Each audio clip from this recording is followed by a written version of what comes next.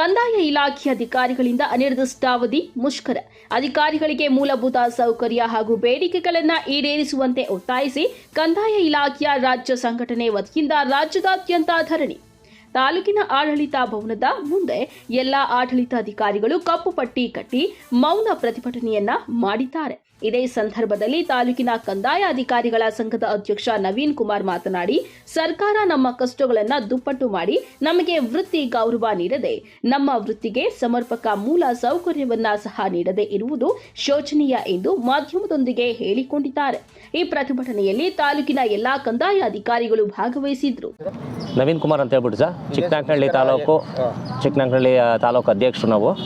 ನಾವು ಏನಂದರೆ ಮುಷ್ಕರ ಗ್ರಾಮಾಡಳಿತಾಧಿಕಾರಿಗಳು ಸಂಘದಿಂದ ಒಂದು ಮುಷ್ಕರ ಮಾಡ್ತಾಯಿದ್ದೀವಿ. ರಾಜ್ಯಾದ್ಯಂತ ಇದು ಮಾಡ್ತಾ ಇರೋದ್ರಿಂದ ನಮ್ಮ ಮೂಲಭೂತ ಸೌಕರ್ಯ ಆದಂಥ ಗ್ರಾಮಾಡಳಿತ ಹುದ್ದೆ, ತಾಂತ್ರಿಕ ಹುದ್ದೆ ಮಾಡಬೇಕು ಅಂತ ಹೇಳ್ಬಿಟ್ಟು, ಮತ್ತು ಆಫೀಸು ಈ ಹಿಂದೆ ಆಲೇ ಒಂದು ಹಂತದಲ್ಲಿ ಮಾಡಿದ್ವು, ಅದು ಏನು ಬಗೆಹರಿದಿಲ್ಲ.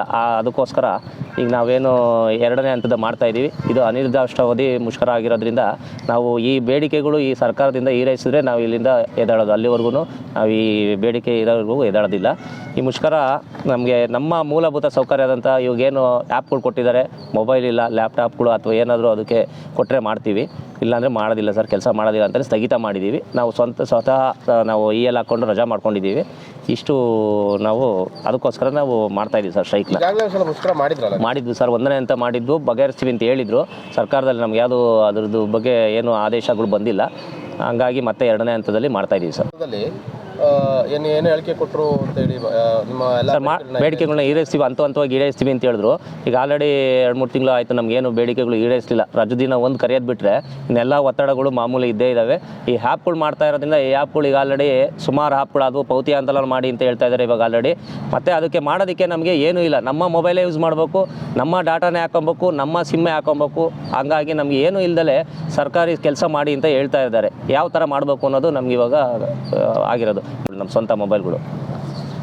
ಅಂದರೆ ಈಗ ಅದೇ ಬೇಡಿಕೆಗಳನ್ನ ಮತ್ತೆ ಪೂರೈಸಿ ಅಂತ ಬೇಡಿಕೆ. ಹೌದು ಸರ್, ಅದನ್ನೇ ನಾವು ಬೇಡಿಕೆ, ಬೇರೆ ಏನು ಕೇಳ್ತಾ ಇಲ್ಲ. ನಮ್ಮ ಆಫೀಸು ಮೂಲ ವೃತ್ತದಲ್ಲಿ ಕಚೇರಿಗಳು, ಒಂದು ಲ್ಯಾಪ್ಟಾಪು, ಒಂದು ಮೊಬೈಲ್ ಕೊಡಿ ಅಂತ ಹೇಳ್ಬಿಟ್ಟು, ಹಾಗೆ ನಮಗೆ ಏನು ತಾಂತ್ರಿಕ ಕೆಲಸಗಳು ಮಾಡಿಸ್ತಾ ಇದ್ದಾರೋ ತಾಂತ್ರಿಕ ಹುದ್ದೆಗೆ ನಮಗೆ ಮೇಲಕ್ಕೆ ಇದನ್ನು ವೇತನ ಮಾಡಿ ಅಂತ ಹೇಳ್ಬಿಟ್ಟು ಅದನ್ನು ಕೇಳಿದ್ದೀವಿ ಸರ್, ಅಷ್ಟೇ.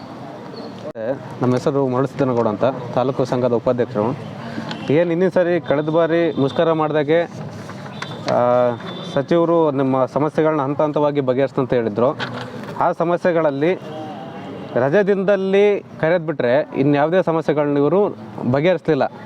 ಸುಮ್ಮನೆ ಏನಾಯಿತು ಕಣ್ಣಿಗೆ ವರ್ಷ ಕೆಲಸ ಮಾಡಿದರು, ಅದನ್ನು ಬಿಟ್ಟು ಇನ್ನೇನು ಕೆಲಸ ಮಾಡಲಿಲ್ಲ. ನಾವು 4 ತಿಂಗಳು ಟೈಮ್ ಕೊಟ್ವಿ. 4 ತಿಂಗಳಲ್ಲಿ ಕೂಡ ಯಾವುದೇ ರೀತಿಯ ನಮಗೆ ಉತ್ತಮವಾದ ಬೆಳವಣಿಗೆ ಕಾಣಲಿಲ್ಲ.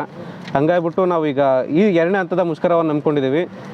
ಇದಕ್ಕೆ ಇವರು ಸ್ಪಂದನೆ ಕೊಡದೆ ಸುಮ್ಮನೆ ಮತ್ತೆ ಇದು ಈಗಲೂ ಕೂಡ ಏನಾರು ಕಣ್ಣೊರ್ಸ ಕೆಲಸ ಮಾಡಿದರೆ ಇದಕ್ಕೆ ನಾವು ಯಾವುದೇ ಕಾರಣಕ್ಕೂ ಇದು ಮಾಡೋದಿಲ್ಲ.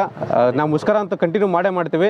ಅವ್ರು ಈ ಸಾರಿ ಏನು ನಾವೇನು ಬೇಡಿಕೆಗಳು, ನಾವೇನು ಬೇರೆ ಏನು ಬೇಡಿಕೆಗಳು ಕೇಳ್ತಾ ಇಲ್ಲ. ನಮಗೆ ಮೂಲಭೂತ ಸೌಕರ್ಯಗಳಿಗೆ ಏನು ಬೇಕೋ ಅದೇ ಬೇಡಿಕೆಗಳನ್ನ ಇಕ್ಕಿದ್ದೀವಿ. ಮತ್ತು ಅದನ್ನ ಈ ಸಾರಿ ಬಗೆಹರಿಸಿದ್ರೆ ನಾವು ಮುಷ್ಕರ ಹಿಂದಕ್ಕೆ ತಾಂತೀವಿ, ಇಲ್ಲಾಂದ್ರೆ ಯಾವುದೇ ಕಾರಣಕ್ಕೂ ಮುಷ್ಕರನ ಹಿಂದಕ್ಕೆ ತಾಣೋದಿಲ್ಲ ಸರ್. ಕಪ್ಪು ಪಟ್ಟಿ ಕಟ್ಟಿ ಮುಷ್ಕರ ಮಾಡ್ತಾ ಇದ್ದೀರಾ? ಹಾಂ ಸರ್.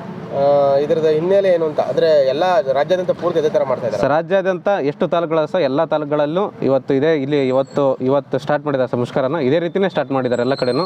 ಹಾಗಾಗ್ಬಿಟ್ಟು ನಮ್ಮ ತಾಲೂಕಲ್ಲಿ ಕೂಡ ಇದೇ ರೀತಿ ಮುಂದುವರಿಸ್ತಾ ಇದ್ದೀವಿ. ಈಗ ನಿಮ್ಮ ಉದ್ದೇಶಗಳು ಈಡೇರೋವರೆಗೂ ಇದೇ ಥರ ಇಲ್ಲ ಸರ್. ಇವು ಬರೀ ಇವ್ರ ಕಣ್ಣಿಗೆ ಅದೇನೋ ವರ್ಷ ಕೆಲಸ ಮಾಡ್ತಾರಂತ ಆ ರೀತಿ ಇದು ಮಾಡ್ತಾ ಇದ್ದಾರೆ. ಇವ್ರು ಸುಮ್ಮನೆ ಹೇಳಿಕೆ ಹೇಳ್ತಾ ಇದ್ದಾರೆ ಅಷ್ಟೇ. ಎಲ್ಲ ನಿಮ್ಮ ಸಮಸ್ಯೆಗಳನ್ನ ಬಗೆಹರಿಸ್ತೀವಿ ಅಂತ.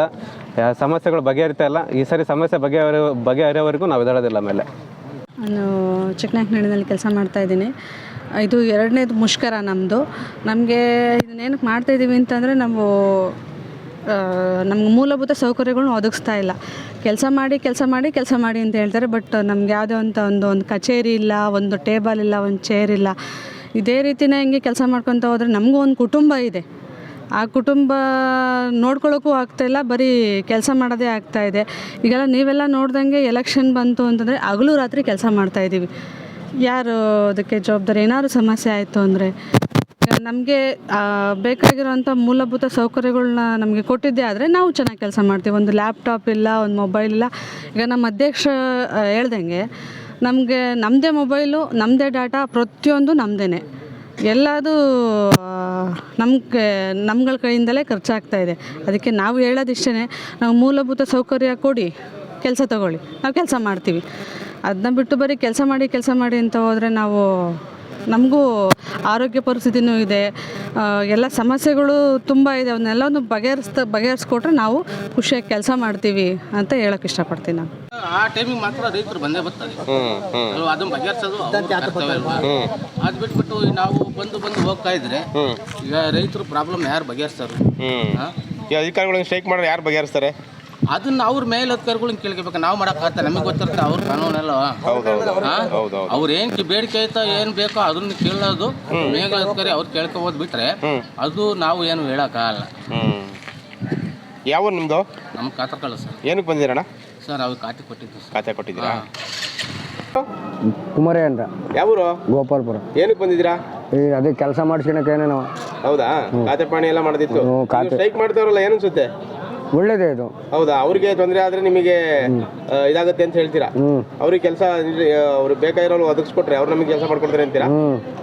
ಹೇಳಿ ನೀವು ಸಲ ಜೋರಾಗಿ ಹೇಳ್ಬೇಕಾ?